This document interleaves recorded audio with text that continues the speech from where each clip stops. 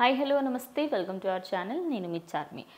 అయితే present hyper ఆది చేసిన ఒక కామెంట్స్ పరంగా చూసుకుంటే మొన్నటి నుంచి అంటే ఒక ఎలక్షన్స్ కన్నా ముందు కూడా అటు శిల్పా రవికి సపోర్ట్ చేసినందుకు అల్లు అర్జున్ని చాలామంది ట్రోల్ చేయడం జరిగింది. దాని తర్వాత ఇప్పటి వరకు అది కంటిన్యూ అవుతుంది. అటు పుష్ప 2 పైన కూడా దీని ఎఫెక్ట్ పడుతుందేమో అని చెప్పేసి సినిమాని పోస్ట్పోన్ చేశారంటూ కూడా మెగా ఫ్యాన్స్ దీనిపైన మాట్లాడుతున్నారు. అయితే ఒక ప్రెస్ మీట్లో ఇటు హైపర్ ఆది మాట్లాడుకుంటూ ఆయన చెప్పుకొస్తుంది ఏంటి అంటే, ఆయనకి ఎప్పుడైతే mega family versus Allu family అంటే జరుగుతుంది కదా, మనం దీనిపైన మీ అభిప్రాయం ఏంటి అని అడగ్గా, అల్లు అర్జున్ అంటే తనకు చాలా ఇష్టమని, జాతీయ అవార్డు సాధించిన ఏకైక హీరోగా అల్లు అర్జున్ నిలిచారని హైపర్ ఆది వ్యాఖ్యానించారు. పవన్ కళ్యాణ్ అల్లు అర్జున్ను పవన్ కళ్యాణ్కు అలాగే అల్లు అర్జున్కు అలాంటి ఫీలింగ్ ఏమీ లేదని, ఎప్పుడు కూడా ఉండదని, వాళ్ళంతా ఒకే ఫ్యామిలీ అని హైపర్ ఆది చెప్పడంతో ఒక విధంగా దీనికి ఫుల్ స్టాప్ పడింది అనుకోవచ్చు. ఆయన దీంతో పాటు అలాగే ఆయన చెప్పింది ఏంటి అంటే, ఇప్పుడు